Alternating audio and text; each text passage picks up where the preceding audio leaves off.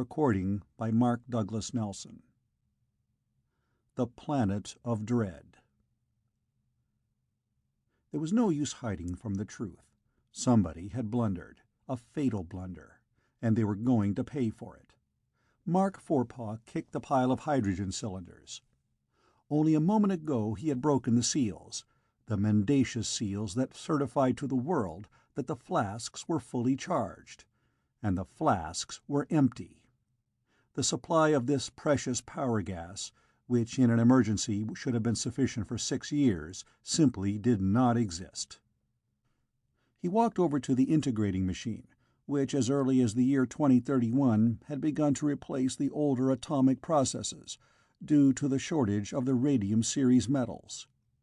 It was bulky and heavy compared to the atomic disintegrators, but it was much more economical and very dependable. Dependable, provided some thick-headed stock clerk at a terrestrial supply station did not check in empty hydrogen cylinders instead of full ones. Forepaugh's unwanted curses brought a smile to the stupid, good-natured face of his servant Gunga, who had been banished for life from his native Mars for his impiety in closing his single round eye during the sacred ceremony of the wells. The Earthman was at this steaming hot, unhealthful trading station under the very shadow of the south pole of the minor planet Inra for an entirely different reason. One of the most popular of his set on the Earth, an athletic hero, he had fallen in love, and the devoutly wished-for marriage was only prevented by lack of funds. The opportunity to take charge of this richly paid, though dangerous outpost of civilization had been no sooner offered than taken. In another week or two, the relief ship was due to take him and his valuable collection of exotic Iranian orchids back to the Earth, back to a fat bonus, constants, and an assured future. It was a different young man who now stood tragically before the useless power plant. His slim body was bowed, and his clean features were drawn. Grimly, he raked the cooling dust that had been forced in the integrating chamber by the electronic rearrangement of the original hydrogen atoms, finely powdered iron and silicon, the ashes of the last tank of hydrogen. Gunga chuckled. "What's the matter?" Forepaugh barked. "Going crazy already?" "Me thinkin'," Gunga rumbled. We got plenty hydrogen." He pointed to the low metal roof of the trading station. Though it was well insulated against sound, the place continually vibrated to the low murmur of the Iranian rains that fell interminably through the perpetual polar day. It was a rain such as is never seen on Earth, even in the tropics. It came in drops as large as a man's fist. It came in streams. It came in large, shattering masses that broke before they fell and filled the air with spray. There was little wind, but the steady green downpour of water and the brilliant continuous flashing of lightning shamed the dull soggy twilight produced by the large, hot, but hidden sun. "Your idea of a joke," Forepaugh growled in disgust. He understood what Gunga's grim pleasantly referred to. There was, indeed, an incalculable quantity of hydrogen at hand. If some means could be found to separate the hydrogen atoms from the oxygen in the world of water around them, they would not lack for fuel. He thought of electrolysis, and relaxed with a sigh. There was no power. The generators were dead. The air dryer and cooler had ceased its rhythmic pulsing nearly an hour ago. Their lights were gone, and the automatic radio utterly useless. "This is what comes of putting all your eggs in one basket," he thought, and let his mind dwell vindictively on the engineers who had designed the equipment on which his life depended. An exclamation from Gunga startled him. The Martian was pointing to the ventilator opening, the only part of this strange building that was not hermetically sealed against the hostile life of Inra. A dark rim had appeared at its margin, a loathsome black-green rim that was moving, spreading out. It crept over the metal walls like the low-lying smoke of a fire, yet it was a solid. From it emanated a strong miasmatic odor. "The giant mold!" Forepaugh cried. He rushed to his desk and took out his flash pistol, quickly set the localizer so as to cover a large area. When he turned he saw, to his horror, Gunga about to smash into the mold with his axe. He sent the man spinning with a blow to his ear. "Want to scatter it and start it growing in a half-dozen places?" he snapped. "Here!" He pulled the trigger.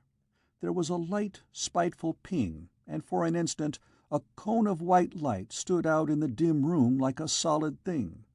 Then it was gone, and with it was gone the black mold, leaving a circular area of blistered paint on the wall and an acrid odor in the air. Forepaugh leaped to the ventilating louver and closed it tightly. "It's going to be like this from now on," he remarked to the shaken Gunga. "All these things that wouldn't bother us as long as the machinery kept the building dry and cool. They couldn't live in here. But it's getting damp and hot. Look at the moisture condensing on the ceiling." Gunga gave a guttural cry of despair. "It knows, boss. Look!" Through one of the round, heavily framed ports it could be seen, the lower part of its large, shapeless body half floating in the lashing water that covered their rocky shelf to a depth of several feet, the other part spectral and gray. It was a giant amoeba, fully 6 feet in diameter and in its present spheroid form, but capable of assuming any shape that would be useful. It had an envelope of tough, transparent matter, and was filled with a fluid that was now cloudy and then clear. Near the center there was a mass of darker matter, and this was undoubtedly the seat of its intelligence. The Earthman recoiled in horror. A single cell with a brain! It was unthinkable. It was a biological nightmare. Never before had he seen one, had, in fact, dismissed the stories of the Iranian natives as a bit of primitive superstition, had laughed at these gentle, stupid amphibians with whom he traded, when they, in their imperfect language, tried to tell him of it. They had called it the Ulul. Well, let it be so. It was an amoeba, and it was watching him. It floated in the downpour and watched him. With what? It had no eyes. No matter, it was watching him. And then it suddenly flowed outward until it became a disk rocking on the waves. Again its fluid form changed, and by a series of elongations and contractions it flowed through the water at an incredible speed. It came straight for the window, struck the thick, unbreakable glass with a shock that could be felt by the men inside. It flowed over the glass and over the building. It was trying to eat them, building and all. The part of its body over the port became so thin that it was almost invisible. At last, its absolute limit reached, it dropped away baffled, vanishing amid the glare of the lightning and the frothing waters like the shadows of a nightmare. The heat was intolerable and the air was bad. "Oh, we have to open ventilator, boss," gasped the Martian. Forepaugh nodded grimly. It wouldn't do to smother either. Though to open the ventilator would be to invite another invasion by the black mold, not to mention the amoebae and other fabulous monsters that had up to now been kept at a safe distance by the repeller zone, a simple adaptation of a very old discovery. A zone of mechanical vibrations, of a frequency of 500,000 cycles per second, was created by a large quartz crystal in the water, which was electrically operated. Without power, the protective zone had vanished. "We watch?" asked Gunga. "You bet we watch, every minute of the day and night." He examined the 2 chronometers, assuring himself that they were well wound, and congratulated himself that they were not dependent on the defunct power plant for energy. They were his only means of measuring the passage of time. The sun, which theoretically would seem to travel round and round the horizon, had rarely succeeded in making its exact location known, but appeared to shift strangely from side to side at the whim of the fog and water. "The fellas," Gunga remarked, coming out of a study, "why not come?" He referred to the Iranians. "Probably know something's wrong," They can tell the quartz oscillator is stopped. Afraid of the lull, I suppose." "Square," demurred the Martian. "Lull not bother fellows." "You mean it doesn't follow them into the underbrush. But it would find tough going there. Not enough water. Trees there, 400 feet high, with thorny roots and rough bark. They wouldn't like that. Oh no, these natives ought to be pretty snug in their dens. Why, they're as hard to catch as a muskrat. Don't know what a muskrat is, huh? Well, it's the same as the Iranians, only different, and not so ugly." For the next 6 days they existed in their straitened quarters, one guarding while the other slept. But such alarms as they experienced were of a minor nature, easily disposed of by their flash pistol. It had not been intended for continuous service, and under the frequent drains it showed an alarming loss of power. Forepaugh repeatedly warned Gunga to be more sparing in its use, but that worthy persisted in his practice of using it against every trifling invasion of the poisonous Iranian cave moss that threatened them, or the warm, soggy water spiders that hopefully explored the ventilator shaft in search of living food. "Bash him with a broom or something. Never mind if it isn't nice. Save our flash gun for something bigger." Gunga only looked distressed. On the 7th day their position became untenable. Some kind of sea creature, hidden under the ever-replenished storm waters, had found the concrete emplacements of their trading post to its liking. Just how it was done was never learned. It is doubtful that the creatures could gnaw away the solid stone. More likely the process was chemical, but nonetheless it was effective. The foundations crumbled, the metal shell subsided, rolled half over so that silty water leaked in through the straining seams, and threatened at any moment to be buffeted and urged away on the surface of the flood toward that distant vast sea which covers 9/10 of the area of Inra. "Time to mush for the mountains," Forepaugh decided. Gunga grinned. The Mountains of Perdition were, to his point of view, the only part of Inra even remotely inhabitable. They were sometimes fairly cool, and though perpetually pelted with rain, blazing with lightning and reverberating with thunder, they had caves that were fairly dry and too cool for the black mold. Sometimes, under favorable circumstances, on their rugged peaks one could get the full benefit of the enormous hot sun for whose actinic rays the Martian-starved system yearned. "Better pack a few cans of the food tablets," the white man ordered. "Take a couple of waterproof sleeping bags for us and a few hundred fire pellets. You can have the flash pistol. It may have a few more charges in it." Forepaugh broke the glass case marked "Emergency Only" and removed 2 more flash pistols. Well, he knew that he would need them after passing beyond the trading area, perhaps sooner. His eyes fell on his personal chest, and he opened it for a brief examination. None of the contents seemed of any value, and he was about to pass when he dragged out a long, heavy, .45 caliber six-shooter in a holster, and a cartridge belt filled with shells. The Martian stared. "Know what it is?" his master asked, handing him the weapon. Gunga not know. He took it and examined it curiously. It was a fine museum piece in an excellent state of preservation, the metal overlaid with the patina of age, but free from rust and corrosion. "It's a weapon of the ancients," Forepaugh explained. "It was a sort of family heirloom, and is over 300 years old. One of my grandfathers used it in the famous Northwest Mounted Police. Wonder if it'll shoot."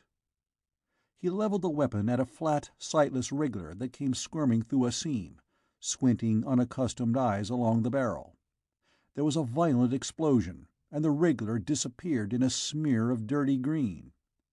Gunga nearly fell over backward in fright, and even Forepaugh was shaken. He was surprised that the ancient cartridge had exploded at all, though he knew powder-making had reached a high level of perfection before explosive chemical weapons had yielded to the newer, lighter, and infinitely more powerful ray weapons. The gun would impede their progress. it would be of very little use against the giant carnivora of Inra. Yet something, perhaps a sentimental attachment, perhaps what his ancestors would have called a hunch, compelled him to strap it around his waist. He carefully packed a few essentials in his knapsack, together with one chronometer and a tiny gyroscopic compass. So equipped, they could travel with a fair degree of precision toward the mountains some 100 miles on the other side of a steaming forest, acrawl with feral life and hot with bloodlust. Man and master descended into the warm waters, and without a backward glance left the trading post to its fate. There was not even any use in leaving a note. Their relief ship, soon due, would never find the station without radio direction. The current was strong, but the water gradually became shallower as they ascended the sloping rock. After half an hour they saw ahead of them the loom of the forest, and with some trepidation they entered the gloom cast by the towering, fern-like trees, whose tops disappeared in murky fog. Tangled vines impeded their progress. Quagmires lay in wait for them, and tough weeds tripped them, sometimes throwing one or another into the mud among squirming small reptiles that lashed at them with spiked, poisonous feet and then fell to pieces, each piece to lie in the bubbling ooze until it grew again into a whole animal. Several times they almost walked under the bodies of great spheroid creatures with massive short legs, whose tremendously long sinuous necks disappeared in the leaky murk above, swaying gently like long-stalked lilies in a terrestrial pond.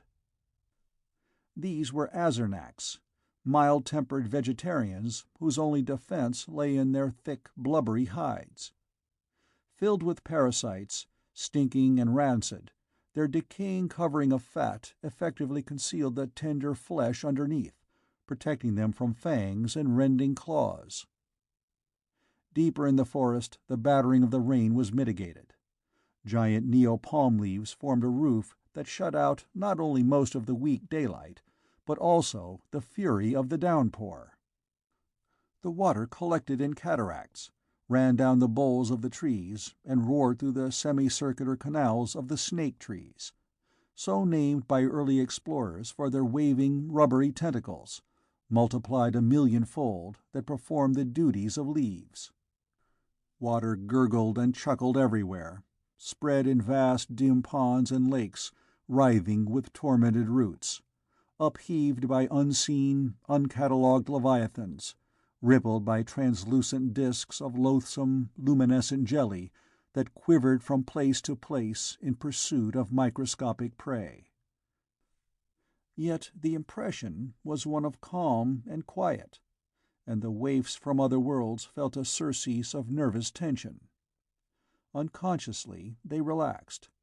Taking their bearings, they changed their course slightly for the nesting place of the nearest tribe of Iranians, where they hoped to get food and at least partial shelter. For their food tablets had mysteriously turned to an unpleasant viscous liquid, and their sleeping bags were alive with giant bacteria easily visible to the eye. They were doomed to disappointment.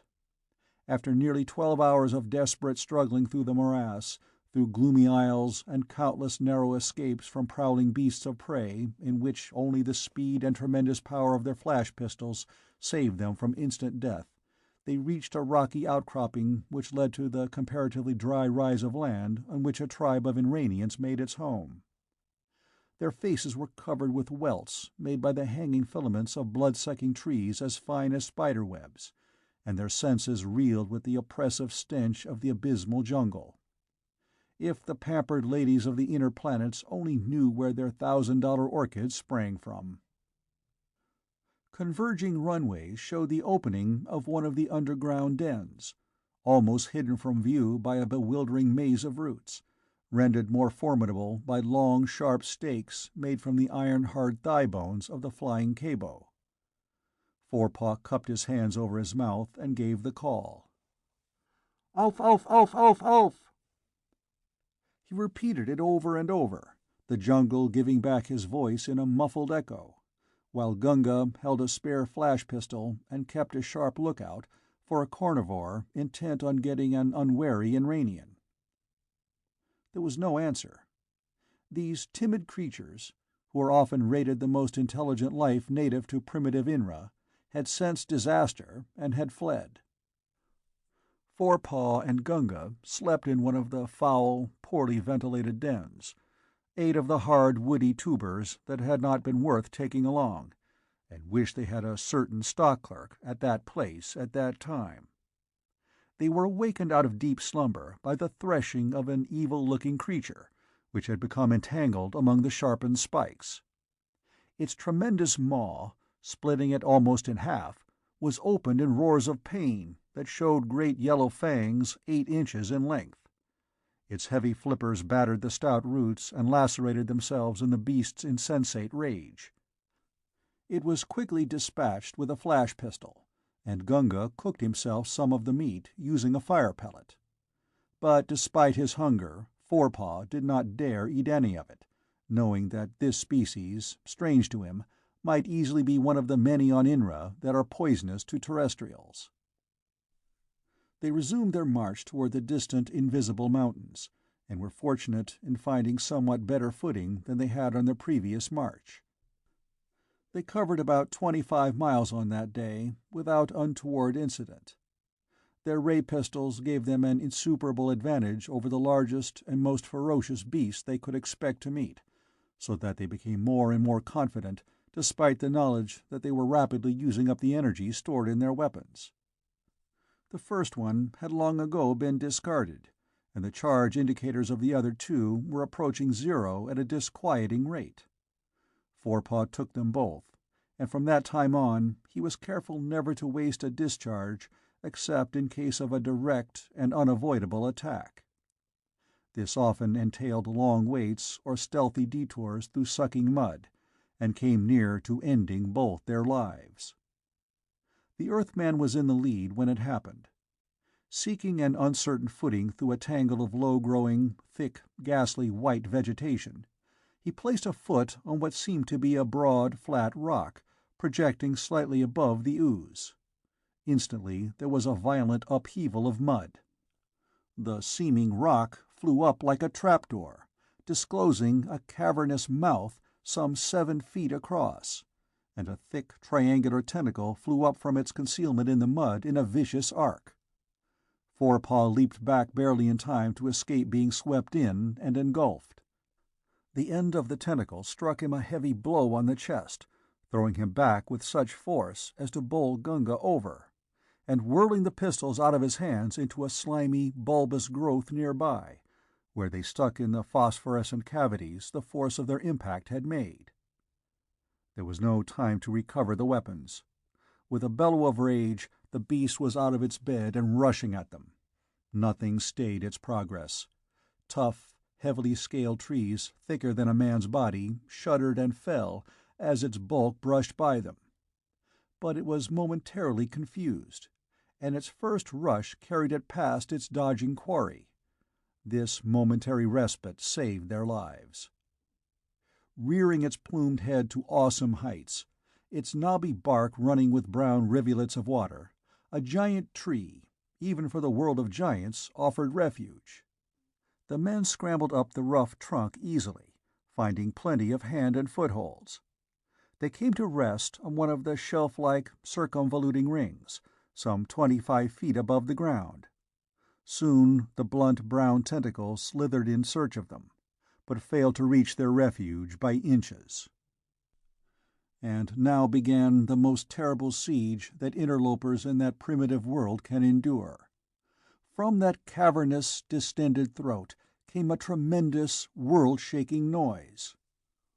"Hoom, hoom, hoom, hoom, hoom, hoom." Forepaugh put his hand to his head. It made him dizzy. He had not believed that such noise could be. He knew that no creature could long live amidst it. He tore strips from his shredded clothing and stuffed his ears, but felt no relief. "Hoom, hoom, hoom, hoom, hoom." It throbbed in his brain. Gunga lay asprawl, staring with fascinated eye into the pulsating scarlet gullet that was blasting the world with sound.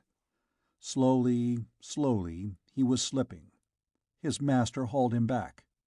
The Martian grinned at him stupidly, slid again to the edge. Once more, Forepaugh pulled him back. The Martian seemed to acquiesce. His single eye closed to a mere slit. He moved to a position between Forepaugh and the tree trunk, braced his feet.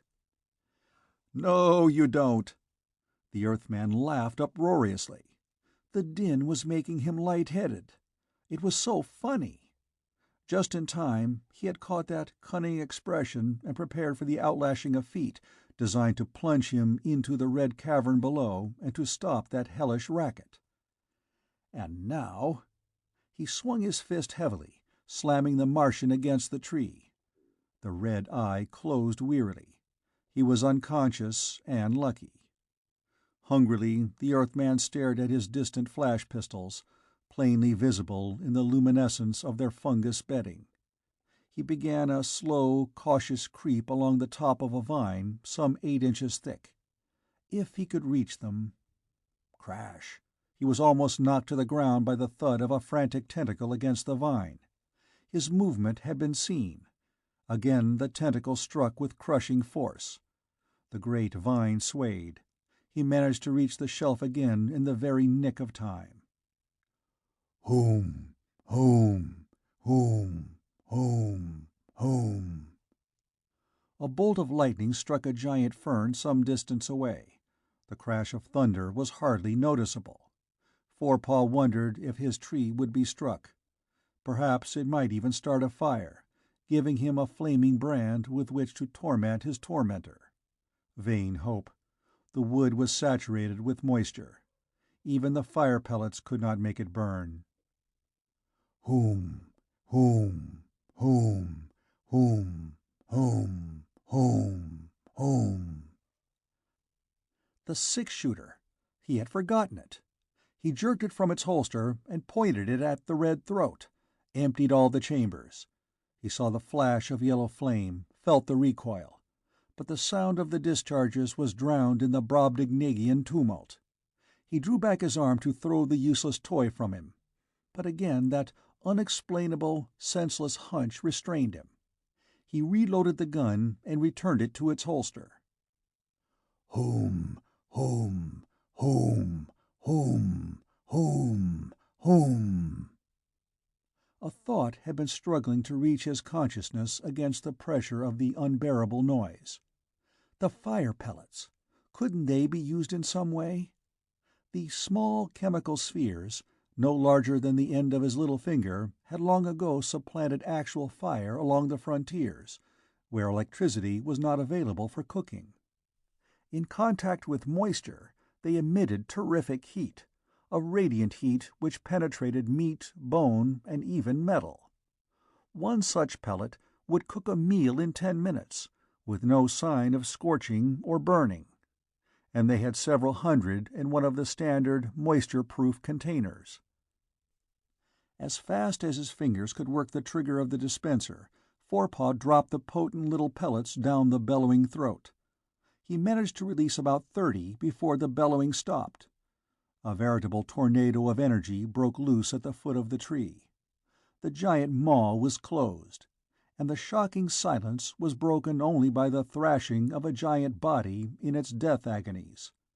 The radiant heat, penetrating through and through the beast's body, withered nearby vegetation, and could be easily felt on the perch up the tree. Gunga was slowly recovering. His iron constitution helped him to rally from the powerful blow he had received, and by the time the jungle was still, he was sitting up mumbling apologies. "Never mind," said his master. "Shin down there and cut us off a good helping of roast tongue, if it has a tongue, before something else comes along and beats us out of a feast." "Him poison, maybe," Gunga demurred. They had killed a specimen new to zoologists. "Might as well die of poison as starvation," Forepaugh countered. Without more ado, the Martian descended, cut out some large, juicy chunks as his fancy dictated, and brought his loot back up the tree. The meat was delicious and apparently wholesome. They gorged themselves and threw away what they could not eat, for food spoils very quickly in the Iranian jungles, and uneaten meat would only serve to attract hordes of the gauzy-winged, glutinous Iranian swamp flies. As they sank into slumber, they could hear the beginning of a bedlam of snarling and fighting, as the lesser carnivora fed on the body of the fallen giant. When they awoke, the chronometer recorded the passing of 12 hours, and they had to tear a network of strong fibers, with which the tree had invested them preparatory to absorbing their bodies as food. For so keen is the competition for life on Inra that practically all vegetation is capable of absorbing animal food directly. Many an Iranian explorer can tell tales of narrow escapes from some of the more specialized flesh-eating plants, but they are now so well known that they are easily avoided. A clean-picked framework of crushed and broken giant bones was all that was left of the late bellowing monster. 6-legged water dogs were polishing them hopefully, or delving into them with their long sinuous snouts for the marrow. The Earthman fired a few shots with his six-shooter, and they scattered, dragging the bodies of their fallen companions to a safe distance to be eaten. Only one of the flash pistols was in working order. The other had been trampled by heavy hoofs and was useless. A heavy handicap under which to traverse 50 miles of abysmal jungle. They started with nothing for breakfast except water, of which they had plenty. Fortunately, the outcroppings of rocks and gravel washes were becoming more and more frequent, and they were able to travel at much better speed. As they left the low-lying jungle they entered a zone which was faintly reminiscent of a terrestrial jungle. It was still hot, soggy, and fetid, but gradually the most primitive aspects of the scene were modified. The overarching trees were less closely packed, and they came across occasional rock clearings which were bare of vegetation except for a dense carpet of brown, lichen-like vegetation that secreted an astonishing amount of juice. They slipped and sloshed through this, rousing swarms of odd, toothed birds, which darted angrily around their heads and slashed at them with the razor-sharp saw edges on the back of their legs. Annoying as they were, they could be kept away with branches torn from trees, and their presence connoted an absence of the deadly jungle flesh-eaters, permitting a temporary relaxation of vigilance and saving the resources of the last flash gun. They camped that night on the edge of one of these rock clearings. For the first time in weeks it had stopped raining, although the sun was still obscured. Dimly on the horizon could be seen the first of the foothills. Here they gathered some of the giant oblong fungus that early explorers had taken for blocks of porous stone because of their size and weight, and by dint of the plentiful application of fire pellets managed to set it ablaze. The heat added nothing to their comfort, but it dried them out and allowed them to sleep unmolested. An unwary winged eel served as their breakfast, and soon they were on their way to those beckoning hills. It had started to rain again, but the worst part of their journey was over. If they could reach the top of one of the mountains, there was a good chance that they would be seen and rescued by their relief ship, provided they did not starve first. The flyer would use the mountains as a base from which to search for the trading station, and it was conceivable that the skipper might actually have anticipated their desperate adventure and would look for them in the Mountains of Perdition. They had crossed several ranges of the foothills, and were beginning to congratulate themselves, when the diffused light from above was suddenly blotted out. It was raining again, and above the echo-augmented thunder they heard a shrill screeching. "A web-serpent!" Gunga cried, throwing himself flat on the ground. Forepaugh eased into a rock cleft at his side, just in time. A great grotesque head bore down upon him, many-fanged as a medieval dragon. Between obsidian eyes was a fissure whence emanated a wailing and foul odor. Hundreds of short, clawed legs slithered on the rocks under a long, sinuous body. Then it seemed to leap into the air again. Webs grew taut between the legs, strumming as they caught a strong uphill wind. Again it turned to the attack and missed them. This time Forepaugh was ready for it. He shot at it with his flash pistol. Nothing happened. The fog made accurate shooting impossible, and the gun lacked its former power. The web serpent continued to course back and forth over their heads. "Guess we'd better run for it," Forepaugh murmured. "Go ahead." They cautiously left their places of concealment. Instantly the serpent was down again, persistent if inaccurate.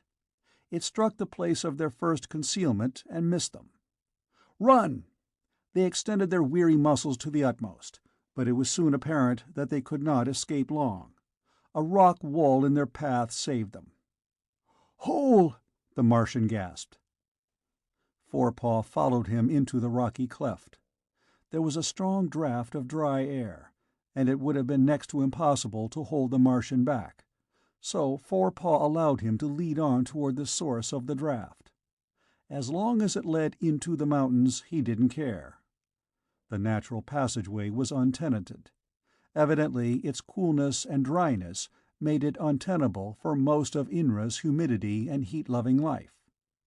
Yet the floor was so smooth that it must have been artificially leveled. Faint illumination was provided by the rocks themselves. They appeared to be covered by some microscopic phosphorescent vegetation. After hundreds of twists and turns and interminable straight galleries, the cleft turned more sharply upward, and they had a period of stiff climbing. They must have gone several miles and climbed at least 20,000 feet. The air became noticeably thin, which only exhilarated Gunga, but slowed the Earthman down. But at last they came to the end of the cleft. They could go no further, but above them, at least 500 feet higher, they saw a round patch of sky, miraculously bright blue sky. "A pipe!" Forepaugh cried. He had often heard of these mysterious, almost fabulous structures sometimes reported by passing travelers. Straight and true, smooth as glass and apparently immune to the elements, they had been occasionally seen standing on the very tops of the highest mountains, seen for a few moments only before they were hidden again by the clouds. Were they observatories of some ancient race, placed thus to pierce the mysteries of outer space? They would find out. The inside of the pipe had zigzagging rings of metal, conveniently spaced for easy climbing. With Gunga leading, they soon reached the top, but not quite. "Eh?" said Forepaugh. "Oh?" said Gunga. There had not been a sound, but a distinct, definite command had registered on their minds. "Stop!" They tried to climb higher, but could not unclasp their hands. They tried to descend, but could not lower their feet. The light was by now relatively bright, and as by command their eyes sought the opposite wall. What they saw gave their jaded nerves an unpleasant thrill. A mass of doughy matter of a blue-green color, about 3 feet in diameter, with something that resembled a cyst filled with transparent liquid near its center. And this thing began to flow along the rods, much as tar flows. From the mass extended a pseudopod, touched Gunga on the arm. Instantly the arm was raw and bleeding. Terrified, immovable, he writhed in agony. The pseudopod returned to the main mass, disappearing into its interior with the strip of bloody skin. Its attention was centered so much on the luckless Martian that its control slipped from Forepaugh. Seizing his flash pistol, he set the localized for a small area and aimed it at the thing, intent on burning it into nothingness. But again his hand was stayed. Against the utmost of his willpower his fingers opened, letting the pistol drop. The liquid in the cyst danced and bubbled. Was it laughing at him? It had read his mind, thwarted his will again. Again a pseudopod stretched out, and a strip of raw, red flesh adhered to it and was consumed. Mad rage convulsed the Earthman. Should he throw himself tooth and nail on the monster, and be engulfed? He thought of the six-shooter. It thrilled him. But wouldn't it make him drop that, too? A flash of atavistic cunning came to him.